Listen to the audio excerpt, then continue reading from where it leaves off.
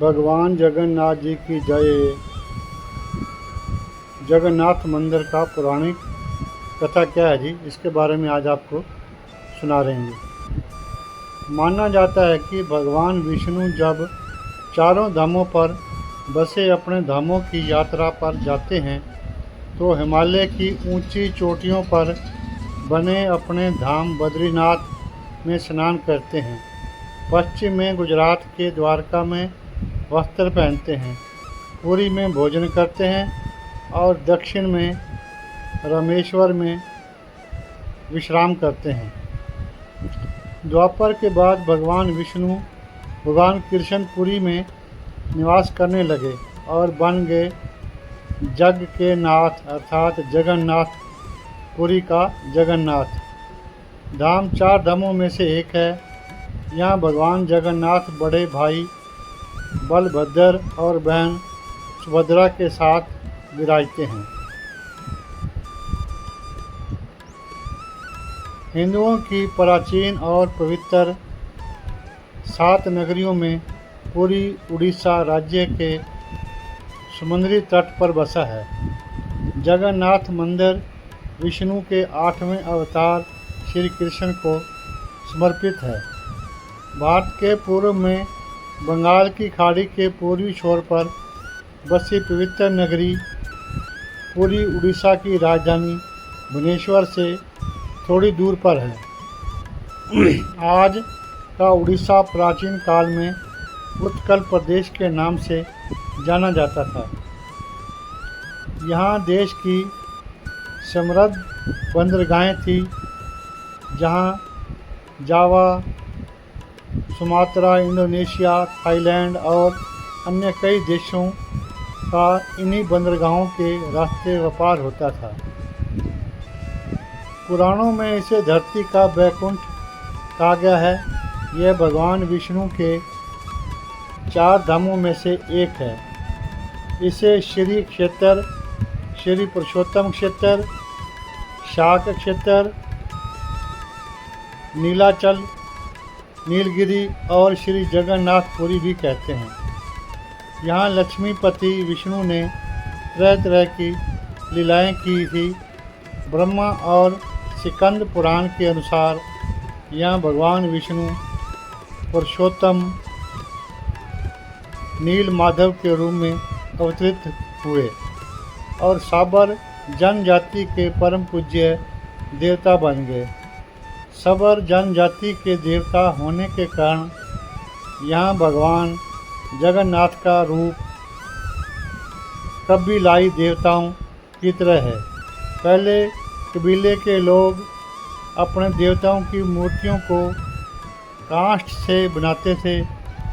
जगन्नाथ मंदिर में सबर जनजाति के पुजारियों के अलावा ब्राह्मण पुजारी भी हैं। ज्येष्ठ पूर्णिमा से आषाढ़ पूर्णिमा तक सबर जाति के देवतापति जगन्नाथों की सारी रीतियां करते हैं। जगन्नाथ भगवान जी की जय हो। पुराण के अनुसार नीलगिरी में पुरुषोत्तम हरि की पूजा की जाती है। पुरुषोत्तम हरि को यहाँ भगवान राम का रूप माना गया है। सबसे प्राचीन मत्स्य पुराण में लिखा है कि पुरुषोत्तम क्षेत्र की देवी विमला है और यहाँ उसकी पूजा होती है। रामायण के उत्तराखंड के अनुसार भगवान राम ने रावण के भाई विभीषण को अपने इक्ष्वाकु वंश के कुल देवता भगवान जगन्नाथ की आराधना करने को कहा। आज भी पुरी के श्री मंदिर में विभीषण वंदनापना की परंपरा कायम है। स्कंद पुराण में पुरी धाम का भौगोलिक वर्णन मिलता है। स्कंद पुराण के अनुसार पुरी एक दक्षिणवर्ती शंख की तरह है और यह 5 कोस यानी 16 किलोमीटर क्षेत्र में फैला है। माना जाता है कि इसका लगभग 2 कोस क्षेत्र बंगाल की खाड़ी में डूब चुका है। इसका उदर है। समुंदर की सुनहरी रेत जिसे महोदधि का पवित्र जल धोता रहता है। सिर वाला क्षेत्र पश्चिम दिशा में है, जिसकी रक्षा महादेव करते हैं। शंख के दूसरे घेरे में शिव का दूसरा रूप ब्रह्म कपाल मोचन विराजमान है।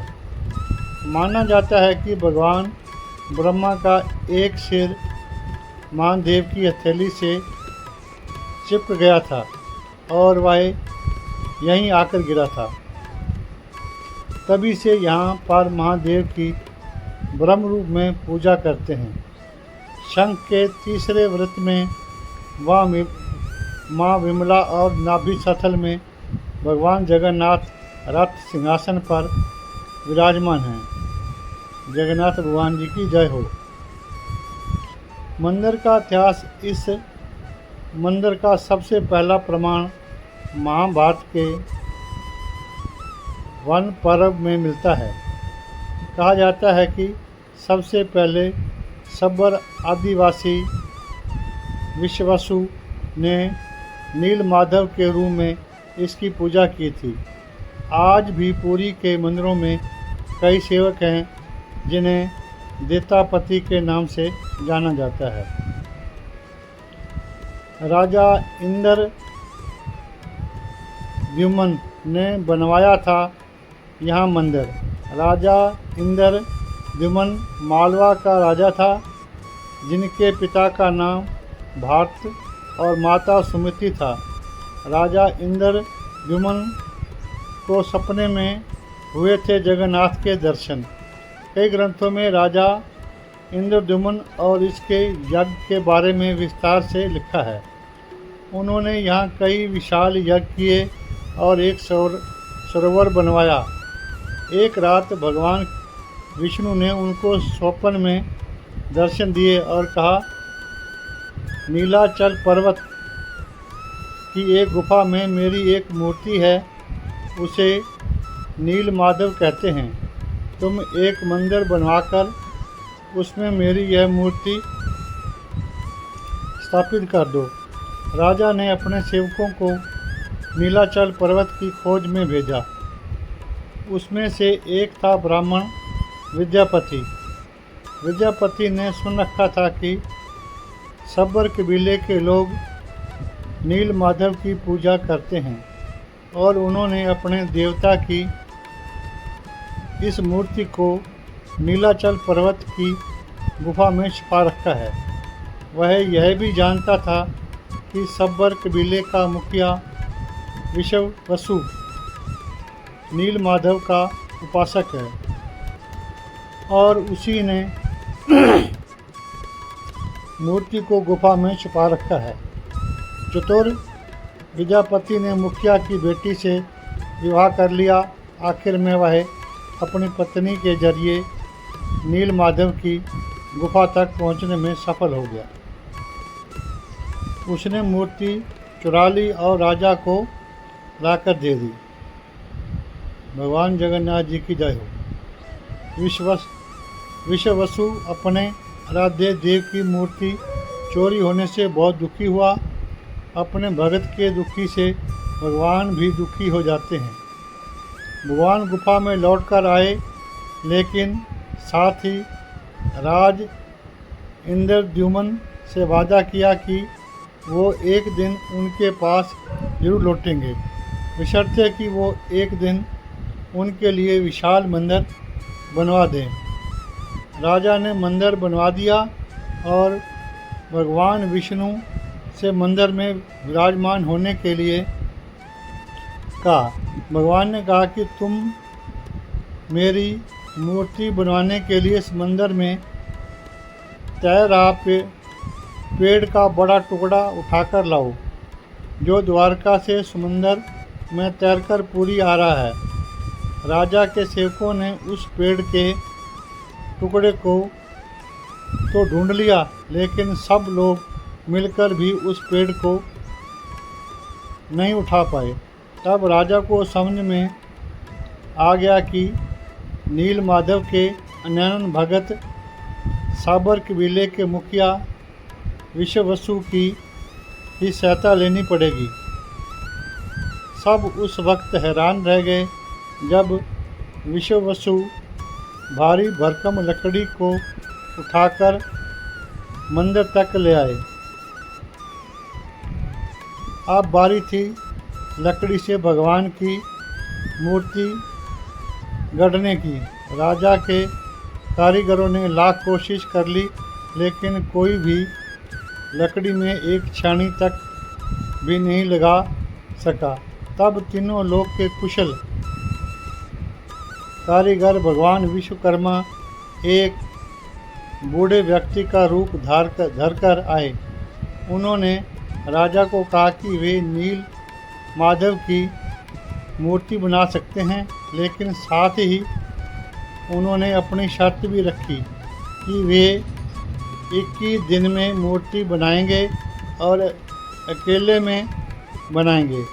कोई उनको बनाते हुए नहीं देख सकता। उनकी शर्त मान ली गई। लोगों को आरी छानी हथौड़ी की आवाज़ें आती रही। राजा इंद्रद्युम्न की रानी गुड़ीचा अपने को रोक नहीं पाई। वह दरवाजे के पास गई तो उसे कोई आवाज़ सुनाई नहीं दी। वह घबरा गई। उसे लगा बूढ़ा कारीगर मर गया है। उसने राजा को इसकी सूचना दी। अंदर से कोई आवाज़ नहीं सुनाई दे रही थी, तो राजा को भी ऐसा ही लगा। सभी शर्तों और चेतावनियों को दरकिनार करते हुए राजा ने कमरे का दरवाज़ा खोलने का आदेश दिया। जैसे ही कमरा खोला गया तो बूढ़ा व्यक्ति गायब था और उसमें 3 अधूरी मूर्तियां मिली पड़ी।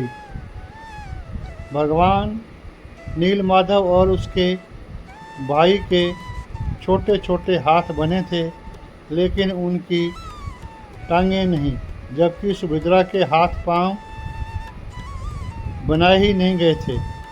राजा ने इसे भगवान की इच्छा मानकर इन्हीं अधूरी मूर्तियों को स्थापित कर दिया।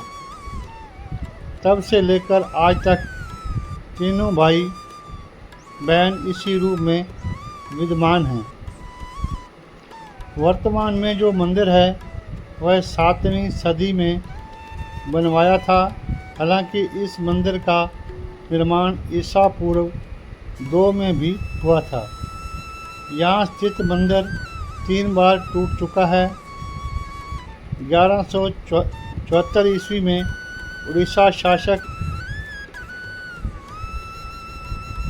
अनगन भीमदेव ने इसका जीर्णोद्धार करवाया था। मुख्य मंदिर के आसपास लगभग 30 छोटे बड़े मंदिर स्थापित हैं।